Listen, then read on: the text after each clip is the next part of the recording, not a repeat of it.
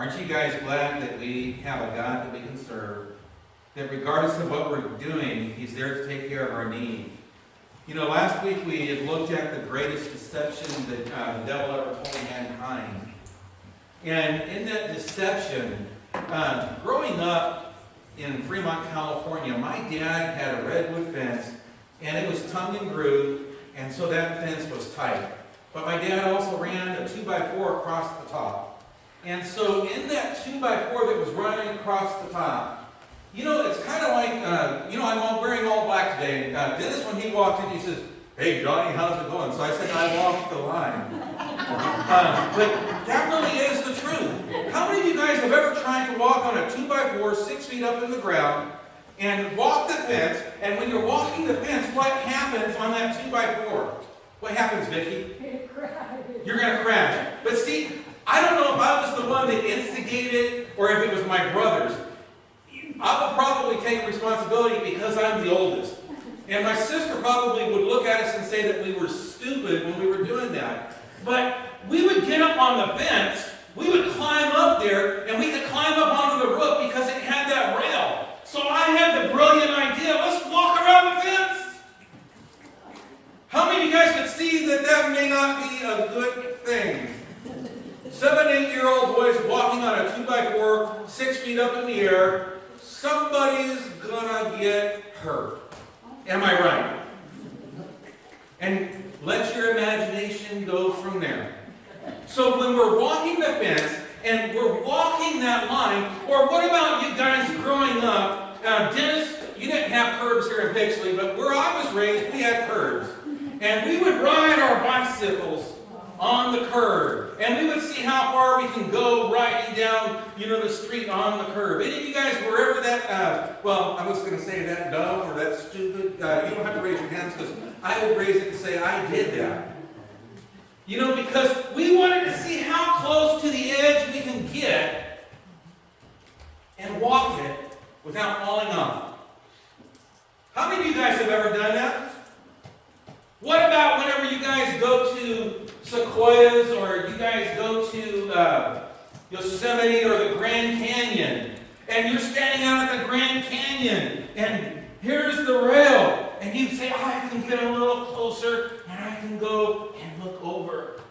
Any of you guys are daredevils like that? I see a Bree.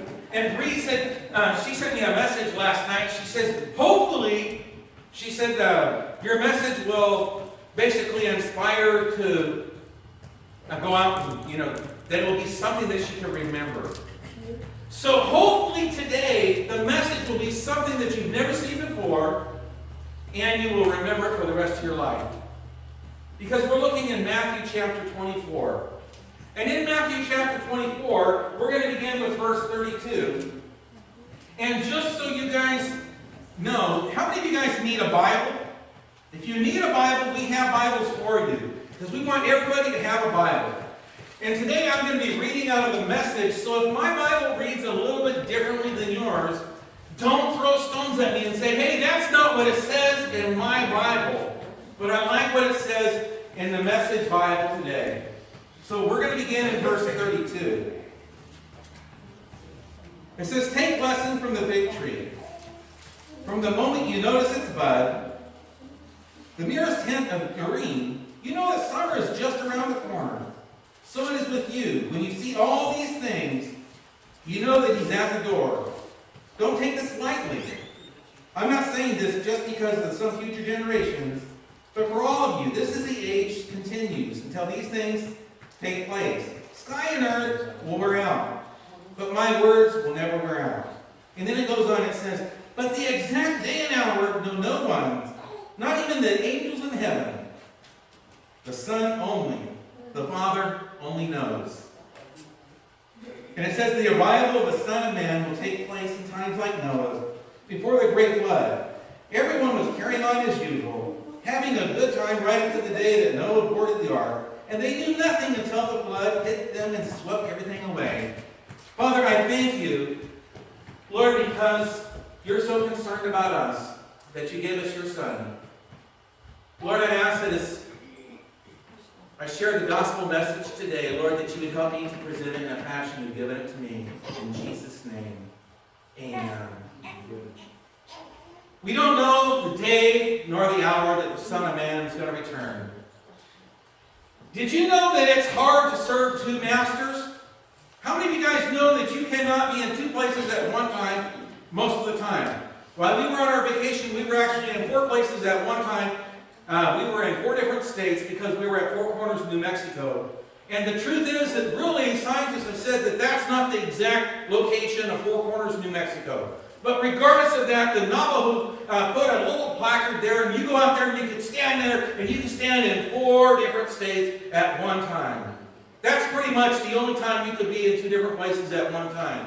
Unless if you're right at the border of Arizona and New Mexico and you're straddling the line because that line runs right through there and you're walking on both sides. But as you're walking through there and you're trying to straddle that line, it becomes awkward because we can't serve 2 masters. And the Bible says in Matthew chapter 6 and verse 24, and again this is in the Message, it says, you can't worship 2 gods at once. Loving one God, you'll end up hating the other. Adoration. Of one feeds the contempt of the other. You can't worship God and money both. And then in Matthew 6:24, out of the English Standard Version, it says, no one can serve 2 masters, for either he will hate one and love the other, or he'll be devoted to one and will despise the other. And you can't serve God and money. But how many of us want to walk the line and see how close we can get to the edge without falling off? It may not be a good thing. You might get hurt. See, the devil, he had his executive staff there one day, and he called all of his imps and all of his demons together, and he says, I want you guys to tell me what deception we can tell people to get them to believe that there is no God or that God does not exist. So the first one says, well, Mr. Devil, I think that we ought to tell him that God isn't real. The devil looked at him and says, man, nobody's going to believe that. Science itself backs it up. Go back to the pit, man. Go back to the pit where you belong. And as they were doing that, the second one spoke up and he says, oh, I got it. You know, kind of like, welcome back, Mr. Coffee, you know, ooh. But here was the thing. The second one said, I got it. Let's tell him that God did not create the universe. The devil looked at him and he said, that will never happen. He says, there's enough scientific evidence to say the otherwise. Go back to the pit. Third one comes by and says, let's tell him that God didn't raise from the dead. The devil looked at him and he says, even you know that because you were there and you saw Christ resurrect. He says, go back to the pit. He says, anybody else can tell me what we can do to deceive people that they would believe the lie. And in that lie that we would be able to get a lot of people coming to them. This one spoke up and says, Mr. Devil, he says, I got the perfect solution. He says, let's tell people they have plenty of time, because if we tell them they have plenty of time, they're going to walk the line. I walk the line. See? I told you, Dennis. They would get in there. So I walked the line. And the devil said, you know what? That's a great idea. And he says, why don't we all start going out and telling people that there's plenty of time and they could walk the line? How many of you guys think that's a pretty cool deal? So the devil did that. He went out and he started telling people, he says, you know, don't worry about the return of Christ. He says, I want you to know that it's plenty of time and you have the time to walk the line. You have the time to walk the fence. And you're not going to get hurt. Remember last week we looked at, he had told me that, a little sin will never hurt you. But we walk the line a lot of times in our line. And it goes on and it says, the Son of Man's arrival will be like 2 men working in the field. One will be taken and one will be left. 2 women will be grinding at the mill. One will be taken and one will be left. Did you know this wasn't written for the world? This was written for the church? Because see, the devil says that if I can convince the church that they have plenty of time. They will serve two masters because they're going to walk the line. And in walking the line, they're going to do everything they can because they don't believe that the return of Christ is real. So he goes on. And he says, but do you not know? The homeowner had known the time that his house was going to be broken into. He would have been prepared. When I was 16 through the time I was 18, I worked for South Bay TV in Fremont, California. I was a sales and service manager, and this one particular day I had turned on the alarm, I had put the wire across the door, I stepped across the wire, because that was back, before our technology is where it's at today. You step across the wire, so you don't break the wire. You go out so that if somebody comes in that's not supposed to be there, the wire would break. It would set off the alarm that we really didn't have anyways, but not anyhow. It looked pretty good.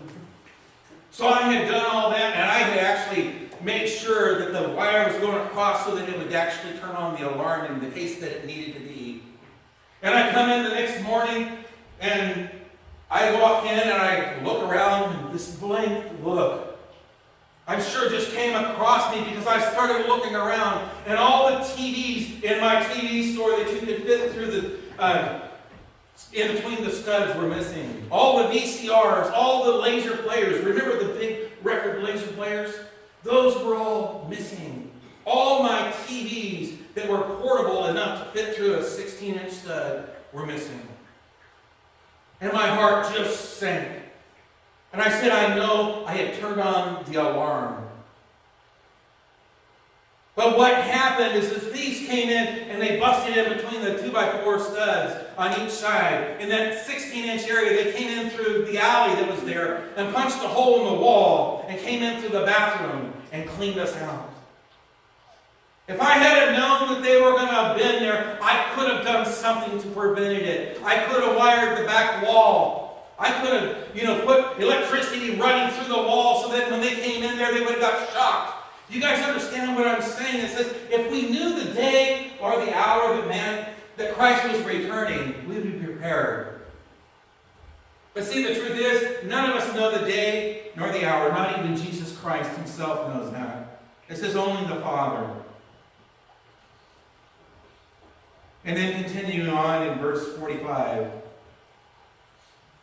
of chapter 24, it says, who here qualifies for a job overseeing the kitchen? A person the master can depend upon to feed the workers on the time each day.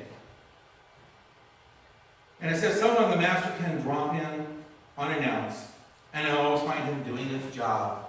How many of you guys hate it when the boss sneaks up on you and you're not working? Yeah. How do you feel?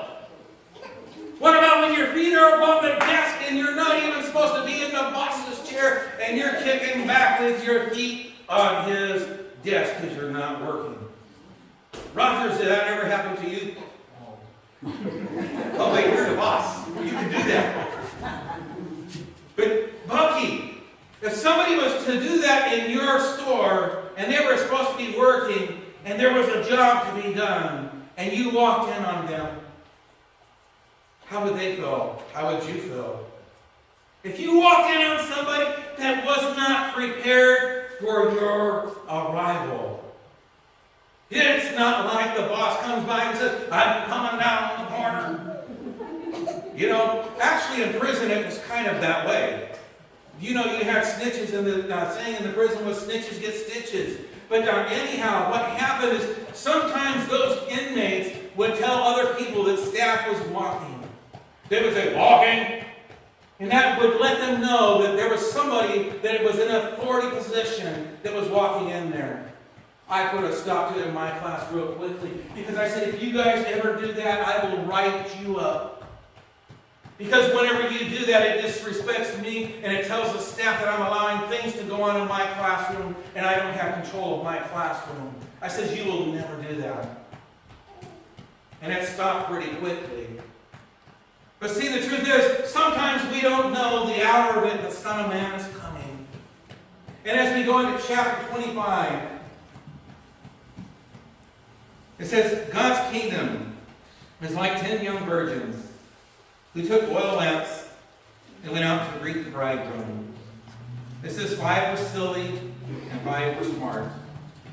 Some translations will say foolish or unwise. And it says the silly virgins took out the lamps, but no extra oil. The smart virgins took the jars of oil to feed their lamps. The bridegroom did not show up when they expected him to. And see, during this time period in culture, the groom was the star of the show and not the bride. Today, I was telling Grace last night, I said, Grace, the wedding is all about you. I said, it is your show, run with it. How many of you guys know that to be true? The wedding is all about the bride. You guys know that to be true, right? During this time period, it was the opposite, and it was the groom that was the star of the show. And it says the bridegroom came because they didn't know what time that he was coming. And see, he had to go and prepare a place for his future bride to take him away. But in doing that, as they were out there, it says that you had 10 virgins. In other words, they were all invited to the wedding feast. But in doing that, 5 were foolish or 5 were unwise, and 5 were smart, and they took the extra oil. And as they began to take the extra oil, they were prepared for whenever the bridegroom or the groom would come. And see, what would happen is somebody would say, the groom is coming! The groom is coming! And it was up to the bridesmaid to light the lanterns so that he would have a clear path to the woman that he was going to be marrying. And it was an important job. And so here you have these 5 that were foolish and 5 that were wise. And all of a sudden, the 5 that were senseless, or that were silly, or that were unwise, they realized they didn't have enough oil to make it through the night. And they turned to the other 5 and they said, why don't you give us some of the oil? And they said, no, because we won't have enough for ourselves. And in doing that, the bridegroom came. And they announced that the bridegroom is coming. It's midnight. He's coming. Light your lamps. And the 5 that didn't bring extra oil, they were left to go to the marketplaces. Bucky's was closed because he closes at 5, the trading post. He has everything. Except at midnight, Bucky's not there. They couldn't go to Walmart because back then Walmart wasn't open 24 hours a day. They couldn't go to those stores, so they were left out in the cold. And when they finally were able to find somebody to give them a little extra oil, they said, well, now we can go in, but the bridegroom had already come and closed the door. The party had already started. And see, in Revelation 3:9, it says, and the angel of the Lord, or the angel of the church in Laodicea write the words, the Amen, the faithful, the true and the witness, the beginning of God's creation. It says, I know your works. Neither are you hot or cold, but you're lukewarm. So I'm going to spew you out of my mouth. How many of you guys like lukewarm coffee? It is the most nastiest thing you could ever drink up besides cold coffee. Coffee is meant to be drunk black and hot and strong. Well, maybe not so much strong, but black and hot. So you drink your coffee, and if it's just a little bit lukewarm, I hate lukewarm coffee. I would rather drink cold coffee than lukewarm coffee. And every time I drink lukewarm coffee, I end up spitting it out of my mouth. And in verse 17 of Revelation 3, it says, for I say to you, I am rich, and I have prospered, and I need nothing, not realizing that you are wretched, I poor, blind, and naked. It says, I counsel you to buy from me gold that is refined, so that you may be rich, and your garments, they might be white, that you can clothe your nakedness. And it says, slave, to anoint your eyes so that you see. And those whom I love, I reprove and discipline. Be zealous and repent. And here's the kicker. Christ says in Revelation 3:20, behold, I stand at the door and knock. But if I'm walking the line and I'm walking the fence, I've never walked a tightrope in my life. I was never that foolish to pretend to be able to have balance and walk on something that big. Unless if there's something for me to hold on to that I could feel secure. I'm not going to take off with a little stick and balance myself on a little tiny rope. I might walk on a 2x4, but even I have to draw the line somewhere. And it goes on and says, if anyone hears my voice and opens the door, I will come into him, and he will eat with me. The one who conquers, I will grant him to sit at the throne. And also I've conquered and sat down with my Father on the throne. But did you know that when we try to please the world, it's like this mirror. I could look at it and I could say, I look pretty good. How many of you guys can look at the mirror and say, you look pretty good? We could take that and we could say that we look pretty good. And see, I can put this right here. Hopefully it will stay. But see, it's kind of like my beard. And you guys say, what does that have to do with anything? I've heard comments, and I'll start off with what my granddaughter says. She says, Papa, you need to shave. So how many of you guys would agree with my granddaughter that I need to shave? And see, it's about 50%. And then I've heard other comments that says, Pastor, it doesn't do much for your looks. And then I've heard other comments say, Pastor, you really need to shave. And then I've heard other people that said, you know what? It's your face, do what you want. But here's the truth. Whenever we try to please the world, I'm going to show you what it looks like. So I've been working on this for 5 weeks because it took me that long to grow my beard. So here's what happens when we try to please the world and we try to please everything else that's going on. And see, some people said that I need to keep the mustache. And some people said I need to shave it. But this is what happens. As we go through, and as we're in line,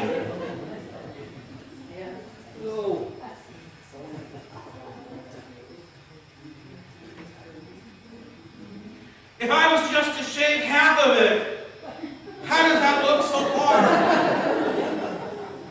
Okay, what about for you guys that said I need to shave the beard? Okay, let's do this.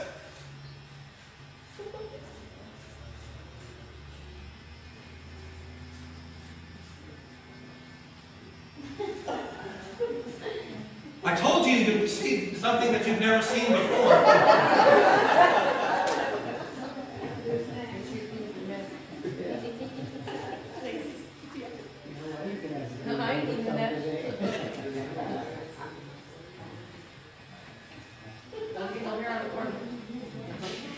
But see, what happens is whenever you and I try to walk the line, this is what we end up with. Whenever you and I are walking the line and we say we have plenty of time, we look ridiculous to the world. How many of you guys think this looks pretty ridiculous? Improvement. That's it. An improvement. But here's the thing. If I was to walk around like this, it would be kind of freaky. But yet, isn't that really what we do in our Christian life? We walk the line. And what does that mean? It means that you and I are supposed to live our lives for Christ each and every day. So as we go through and as we're walking for Jesus, isn't it easier to stay away from the fence than it is to walk the line? Breathe. Are you going to remember this message? Oh, yeah. Oh, yeah. But see, we've been preaching on holiness. We've been preaching on these things. And I know that it looks ridiculous. But isn't it the truth that sometimes in our Christian life, the church is told today that we have plenty of time? And if we have plenty of time, we don't make the provisions to go against it. And see in Matthew 25 and verse 13, it says, watch therefore, For you know not neither day nor the hour.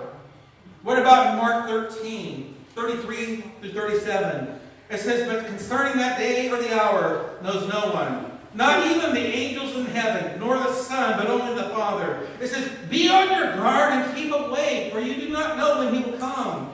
It is like a man going on a journey when he leaves his home, and he puts a servant in charge, each with his work and his command at the doorkeeper to stay away. And it says, therefore, stay awake, for you do not know when the master of the house will come, in the evening, or at midnight, or when the rooster crows, lest he come suddenly and find you asleep.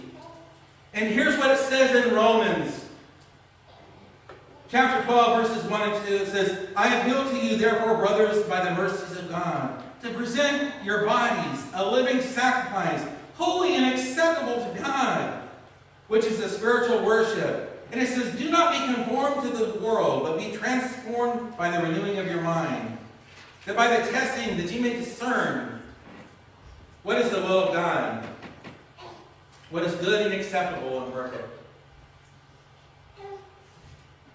How many of you guys think that this looks pretty foolish? For you guys that like the shaved side, we can do this, right? For you guys that like the bearded side, I can stand like this, and I can preach like that. But exactly, if I was to continue to live like this, wouldn't I be a laughing stock? And for you guys that like the beard, that's cool. For me personally, it got to the point that it was itching, and I had promised Amory, my little granddaughter, says, Amory, I promise I'm going to shave it. And I told her what I was going to do. She says, Papa, you need to shave. So you guys can tell Amory that I shaved half of it for those that like it. But see, what's my whole point?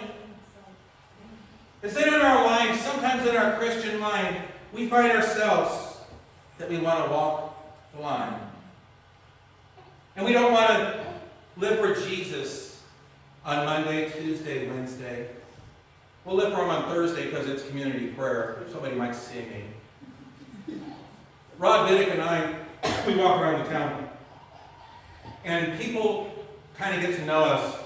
And Rod and I were joking. We said, if we wanted to do anything wrong, we're going to have to go farther than Bakersfield or Tulare, because there's people in Bakersfield and Tulare and Visalia that know who we are. I said, well, Rod, isn't it just a whole lot easier to stay on this side here and live for Jesus than to stand over here or walk the line where I have to worry about things that are going on?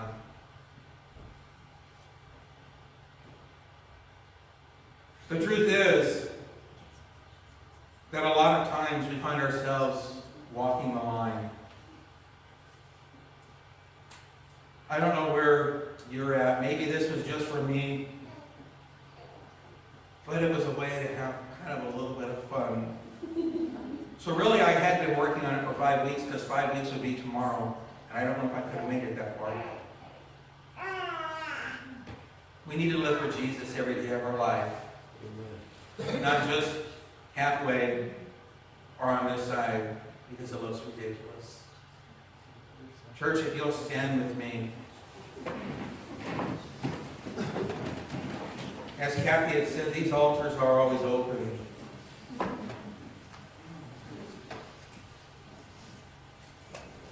Maybe you'll say, Dave, I'm not where I need to be with Jesus. These altars are always open. Maybe you would say, I would like to be closer to Jesus, and that's okay.